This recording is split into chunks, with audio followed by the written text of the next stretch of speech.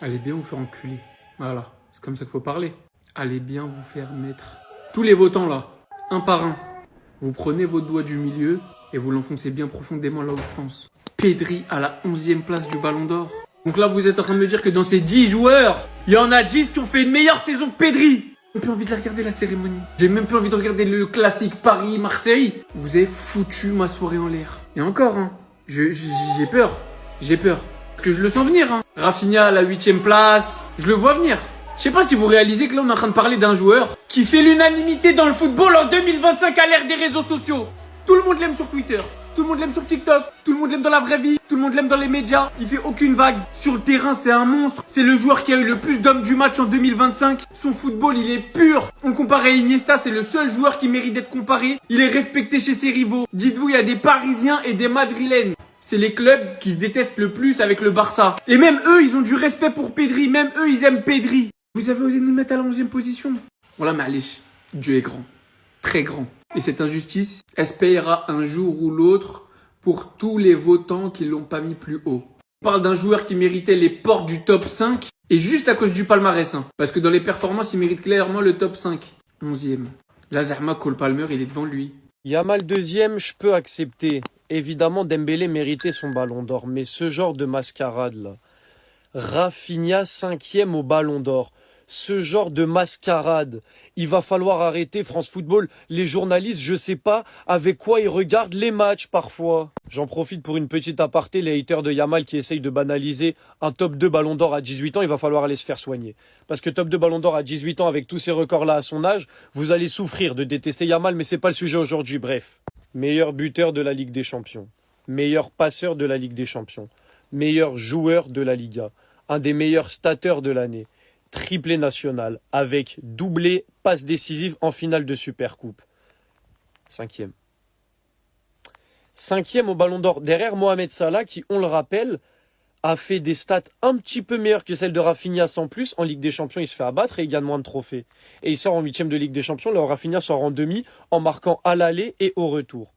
Qu'est-ce qui se passe? Qu'est-ce que Rafinha vous a fait? Dites-le moi. Qu'est-ce que les Barcelonais vous ont fait? Je vais aller plus loin, parce que mettre Pedri 11e aussi, c'est une dinguerie. Qu'est-ce que c'est que ça? Je pose juste la question, qu'est-ce que c'est que ça? Pour Lamine Yamal, il n'y a pas de problème, j'accepte mon pressing, venez, j'accepte mon pressing, il n'y a pas de problème. Vous pouvez me presser autant que vous voulez. Pour ce mec-là, venez me dire que c'est mérité qu'il finisse 5e, même Hakimi, c'est une dinguerie qu'il finisse top 6. Rafinha et Hakimi se sont fait voler par Mohamed Salah. C'est bon ou pas? Voilà, je le dis, il y en a marre, je pouvais pas aller me coucher sans parler de ce mec, ce crack, 5e, c'est pas normal. Je ne veux rien entendre. Aucun contre-argument ne sera toléré. Il regarde le football sur Cartoon Network, sur Gulli, sur Nickelodeon, après Bob l'éponge. Pedri 11e. C'est un scandale. Pedri, le joueur le plus régulier du FC Barcelone, qui a été l'une des meilleures équipes d'Europe la saison dernière, qui ont remporté la Liga.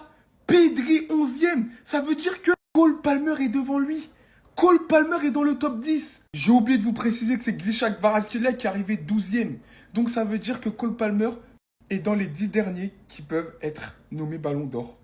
Donc en fait, il regarde le football sur Cartoon Network. Donc regardez, Rafinha, Lamine Yamal, Dembélé, Vitinha, Hakimi, Cole Palmer, Mbappé, Nuno Mendes, Salah, Donnarumma. J'ai même pas les mots. Je pensais qu'on avait tout connu avec cette cérémonie. Ils ont pas mis de défenseurs. Ils ont mis à peine quelques milieux. Et là, tu vois que Cole Palmer arrive devant Pedri normal. Devant des Joao Neves normal. Alors que le mec, il a fait que 2 matchs en Conference League. Il a juste fait une finale de Coupe du Monde des clubs où il a été bon. Et pendant je ne sais pas combien de temps en championnat, il a été mauvais. Et tout le monde, tous ceux qui regardent la Première Ligue, ils vont vous le dire. Il n'a pas marqué pendant... Il a eu une dizaine de je sais pas combien de matchs. C'est scandaleux, les gars. J'ai pas les mots.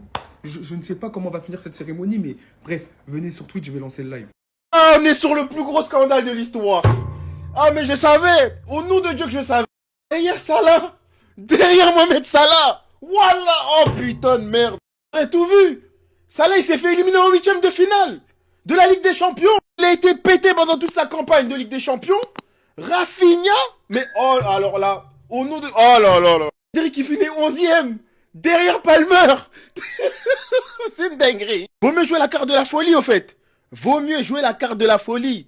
Palmer devant Pedri. Mais sur quoi ils se basent pour voter, ces incompétents là? Ces incapables, des incompétents, ces journalistes, je le jure, ils regardent pas les matchs. Ils regardent pas les matchs de foot. C'est une dinguerie. Ils ont mis Vitinha devant Rafinha. C'est très discutable déjà. Mais ça là, mais wesh. Ils ont bien précisé que sur cette édition du Ballon d'Or, ce qui s'est passé avant dans sa carrière, ça ne comptait pas. Alors pourquoi Salah il est devant Rafinha, les gars? Pourquoi? Rafinha, 5e au Ballon d'Or, pour moi, c'est un gros manque de respect. Vous savez déjà, hein, ça fait un moment que je le dis, les Barcelonais l'ont complètement lâché, c'est la vérité. Voilà. De toute façon, vous le savez, ils l'assument, il n'y a pas de souci. Maintenant, le délire, c'est quoi? C'est que, bon, bien évidemment, là, vous allez voir, certains Barcelonais vont me reprocher, ils vont me dire, oui, mais toi, au début de saison, tu disais ça là. Oui, bien évidemment. Les frères, il y avait 2 joueurs que je supporte dans la course au Ballon d'Or.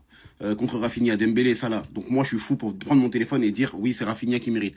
J'ai pas besoin dans tous les cas, Charolais n'a pas besoin de parler pour savoir que Rafinha méritait le Ballon d'Or. Pour moi je vous jure qu'à l'heure actuelle il le mérite encore.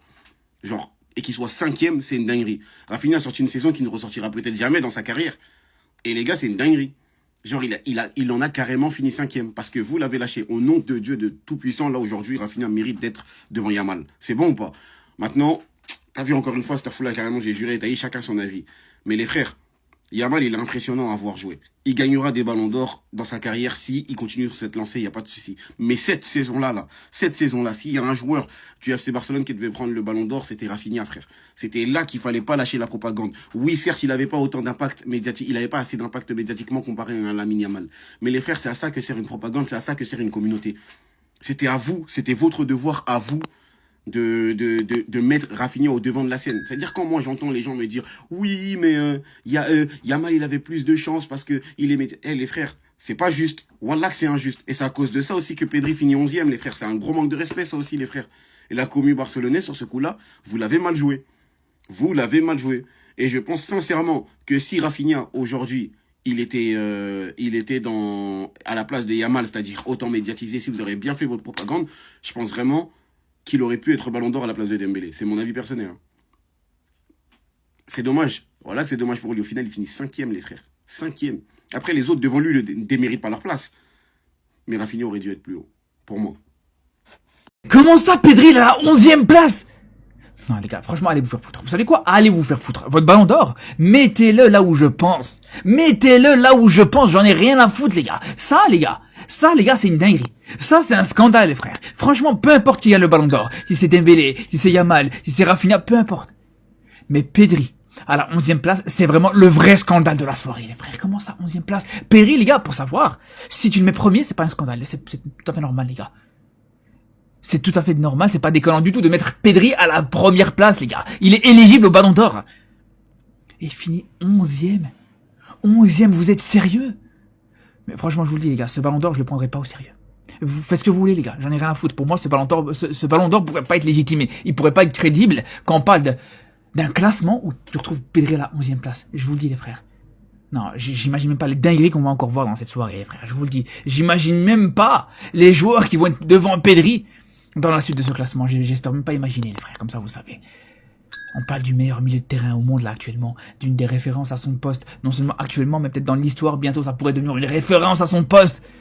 Vous me le mettez 11e? Non, vraiment. Allez vous faire foutre, vraiment.